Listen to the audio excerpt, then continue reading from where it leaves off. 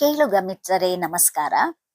ಶಿವಪುರಾಣದಿಂದ ಆಯ್ದ ಕಥೆಗಳು ಮಾಲಿಕೆಯಲ್ಲಿ ರುದ್ರ ಸಂಹಿತೆಯಲ್ಲಿರುವ ತ್ರಿಪುರಾಸುರರ ಕಥೆಯನ್ನ ಈ ದಿನ ನಾನು ನಿಮಗೆಲ್ಲ ಪ್ರಸ್ತುತಪಡಿಸ್ತಾ ಇದ್ದೇನೆ. ತಾರಕಾಸುರ ಶಿವಪುತ್ರ ಸುಬ್ರಹ್ಮಣ್ಯನಿಂದ ಹತನಾಗ್ತಾನೆ. ಇವನಿಗೆ ತಾರಕಾಕ್ಷ, ವಿದ್ಯುನ್ಮಾಲಿ, ಕಮಲಾಕ್ಷ ಅನ್ನುವಂತಹ 3 ಗಂಡು ಮಕ್ಕಳು ಇರ್ತಾರೆ. ಮೂವರೂ ಮಹಾವೀರರಾಗಿರ್ತಾರೆ. ದೇವತೆಗಳನ್ನು ಕಂಡರೆ ಆಗ್ತಾನೆ ಇರಲಿಲ್ಲ. ಇವರು ಬ್ರಹ್ಮನನ್ನ ಕುರಿತು ತಪಸ್ಸನ್ನ ಮಾಡಿದ್ರು. ಬ್ರಹ್ಮ ಪ್ರತ್ಯಕ್ಷನಾಗಿ, ಓ ರಾಕ್ಷಸರೇ, ನಿಮ್ಮ ಈ ಘನಘೋರ ತಪಸ್ಸಿಗೆ ಮೆಚ್ಚಿದ್ದೇನೆ.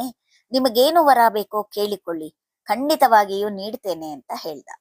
ಆಗ ಆ 3 ರಾಕ್ಷಸರು ಬ್ರಹ್ಮನಿಗೆ ನಮಸ್ಕರಿಸಿ, ಬ್ರಹ್ಮದೇವ, ಈವರೆಗೂ ಹುಟ್ಟಿದವರಿಂದಾಗಲಿ ಇನ್ನು ಮುಂದೆ ಹುಟ್ಟುವವರಿಂದಾಗಲಿ ಭೇದಿಸಲಾಗದಂತಹ 3 ನಗರಗಳನ್ನ ನಿರ್ಮಿಸಿಕೊಡಬೇಕು. ನಾವು ಆ ನಗರಗಳೂ ಸೇರಿದಂತೆ ಇಡೀ ವಿಶ್ವ ಸಂಚರಿಸುವಂತಿರಬೇಕು. ತಾರಕಾಕ್ಷನಿಗೆ ಚಿನ್ನದ ನಗರವಿರಲಿ, ಕಮಲಾಕ್ಷನಿಗೆ ಬೆಳ್ಳಿ ಮತ್ತು ವಿದ್ಯುನ್ಮಾಲಿಗೆ ಕಬ್ಬಿಣದ ನಗರಗಳಿರಲಿ. ನಾವು ನಗರ ಪ್ರವೇಶ ಮಾಡಿಯಾದ 1000 ವರ್ಷಗಳ ಬಳಿಕ ಪುಷ್ಕಲಾವರ್ತ ನಾಮದ ಮೇಘಗಳು ಘರ್ಜಿಸುವಾಗ ನಮ್ಮ 3 ನಗರಗಳ ಸಂಚಾರ ತಟಸ್ಥವಾದರೆ ಆಗ ಸದ್ಯೋನಿರ್ಮಿತವೂ ಅಪೂರ್ವವೂ ಆದ ಒಂದೇ ಬಾಣದಿಂದ ನಮ್ಮನ್ನು ವಧಿಸುವಂತೆ ಅನುಗ್ರಹಿಸು ಅಂತ ಒಕ್ಕೊರಲಿನಿಂದ ಕೇಳಿಕೊಂಡ್ರು. ಅಂತಹ ದುಸ್ಸಾಧ್ಯವಾದ ವರವನ್ನು ಅನುಗ್ರಹಿಸುವುದು ಬ್ರಹ್ಮದೇವನಿಗೆ ಬಹಳ ಕಷ್ಟವೇ ಆಯಿತು. ಪುಷ್ಕಲಾವರ್ತ ಹೆಸರಿನ ಮೇಘ ಚಂದ್ರ ಪುಷ್ಯಮಿ ನಕ್ಷತ್ರದಲ್ಲಿರುವಾಗ ಅಭಿಜಿನ್ ಮುಹೂರ್ತದಲ್ಲಿ ಆಕಾಶದಲ್ಲಿ ನಕ್ಷತ್ರಗಳು ಅಂತರ್ಹಿತವಾದಾಗಷ್ಟೇ ಕಾಣಿಸುತ್ತೆ. ಆದರೂ ಬ್ರಹ್ಮ ಶಿವನನ್ನು ಸ್ಮರಿಸಿ ವರವನ್ನ ಅನುಗ್ರಹಿಸಿದ. 3 ನಗರಗಳು ಕ್ರಮವಾಗಿ ಸ್ವರ್ಗ, ಆಕಾಶ ಮತ್ತು ಭೂಮಿಯ ಮೇಲೆ ನಿಲ್ಲುವಂತೆ ಮೈಯನ್ನು ನಿರ್ಮಿಸಿದ. ತ್ರಿಪುರಗಳು ಎನ್ನಬೇಕು. 3 ರಾಕ್ಷಸರು ದೇವತೆಗಳಿಗೆ ಸಿಂಹ ಸ್ವಪ್ನವಾದರು. ಎಲ್ಲ ದೇವತೆಗಳು ಮಹಾವಿಷ್ಣುವಿನ ಮೊರೆ ಹೋದರು. ಶಿವ 3 ರಾಕ್ಷಸರು ಧರ್ಮದಲ್ಲಿ ನಡೆಯುತ್ತಿರುವಾಗ ಅವರನ್ನ ತಾನು ಕೊಲ್ಲಲಾರೆ, ಅವರನ್ನು ಧರ್ಮಚ್ಯುತರನ್ನಾಗಿ ಮಾಡಿದಾಗಷ್ಟೇ ಕೊಲ್ಲಲು ಸಾಧ್ಯ ಅಂತ ಹೇಳಿ ಕಳುಹಿಸಿದ.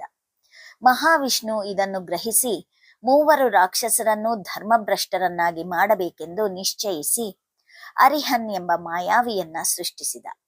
ಬಳಿಕ ವಿಷ್ಣುವು ಅವನಿಗೆ, ನೀನು ತ್ರಿಪುರಗಳಲ್ಲಿ ವಾಸಿಸುತ್ತಿರುವ ರಾಕ್ಷಸರನ್ನ ಮೋಸ ಮಾಡಿ ಧರ್ಮಭ್ರಷ್ಟರನ್ನಾಗಿ ಮಾಡಬೇಕು. ಅವರ ವೈದಿಕ ಧರ್ಮ ಬಿಟ್ಟು ನಿನ್ನ ಮತದೊಳಗೆ ಸೇರುವಂತಾಗಬೇಕು.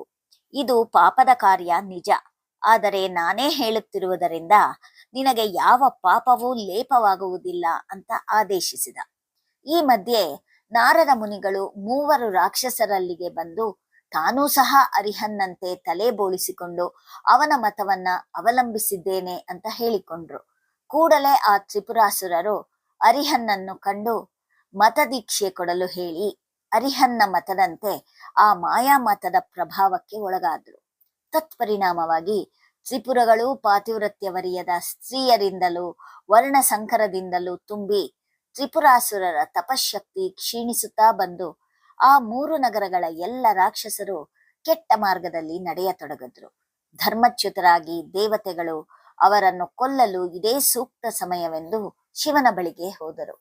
ಶಿವನು ವಿಶ್ವಕರ್ಮನಿಂದ ರಥವನ್ನು ತಯಾರಿಸಿ ಆ ರಥಕ್ಕೆ ಬ್ರಹ್ಮನೇ ಸಾರಥಿಯಾಗುವಂತೆ ಮಾಡಿದ. ಮಹಾವಿಷ್ಣುವು ಊಹಿಸಲೂ ಆಗದಂತಹ ಬಾಣವಾದ. ಬಾಣದ ತುದಿಯಲ್ಲಿ ಅಗ್ನಿಹೋತ್ರನಿದ್ದ. ರಥ ದಿವ್ಯವಾಗಿ ಶೋಭಿಸುತ್ತಿತ್ತು. ಸಪ್ತರ್ಷಿಗಳು ವೇದ ಮಂತ್ರಗಳನ್ನ ಉಚ್ಚಾರ ಮಾಡಿದ್ರು. ತ್ರಿಪುರಾಸುರರು ತಾರಕನ ಮಕ್ಕಳು. ಹುಟ್ಟಿ 1000 ವರ್ಷಗಳಾಗಿದ್ದವು. ಚಂದ್ರ ಪುಷ್ಯಮ ನಕ್ಷತ್ರದಲ್ಲಿದ್ದು ಮಧ್ಯಾಹ್ನವಾಗಿರುವಲ್ಲಿ ಪುಷ್ಕಲಾವರ್ತ ಹೆಸರಿನ ಮೇಘಗಳು ಘರ್ಜಿಸಿದವು. ಗುಡುಗು ಸಹಿತ ಮಳೆ ಬೀಳತೊಡಗಿತು. ಅಭಿಜಿನ್ ಮುಹೂರ್ತದಲ್ಲಿ ಶಿವ ಒಂದು ಬಾಣವನ್ನ ಪ್ರಯೋಗಿಸಿದ. 3 ರಾಕ್ಷಸರು ಹೇಳಿದ್ದ ಮುಹೂರ್ತ ಅದಾಗಿತ್ತು. ಬಾಣ ಹೋಗಿ ರಾಕ್ಷಸರನ್ನ ಮುಟ್ಟುತ್ತಲೇ ಅವು ಏಕಕಾಲದಲ್ಲಿ ತ್ರಿಪುರಗಳು ಒಂದು ಕಡೆ ಒಟ್ಟಾಗಿದ್ದಾಗ ರಾಕ್ಷಸರು ಎಲ್ಲವೂ ಸುಟ್ಟು ಬೂದಿಯಾದವು. ದೇವತೆಗಳು ನಿರ್ಭೀತರಾಗಿ ಜಯಕಾರ ಮಾಡಿದರು. ತ್ರಿಪುರಾಸುರರ ವಧೆಯಾಗಿ ತ್ರಿಪುರಗಳೂ ದಹಿಸಿ ಹೋಗಿದ್ದವು. ತ್ರಿಪುರಾಸುರರ ವಧೆಯ ಈ ಕತೆ ಶಿವಪುರಾಣದಿಂದ ಆಯ್ದ ರುದ್ರ ಸಂಹಿತೆಯಲ್ಲಿತ್ತು. ಮತ್ತೆ ನಾನು ಮುಂದಿನ ಕಥೆಯೊಡನೆ ನಿಮ್ಮೆಲ್ಲರನ್ನ ಭೇಟಿ ಮಾಡುತ್ತೇನೆ. ಧನ್ಯವಾದಗಳು.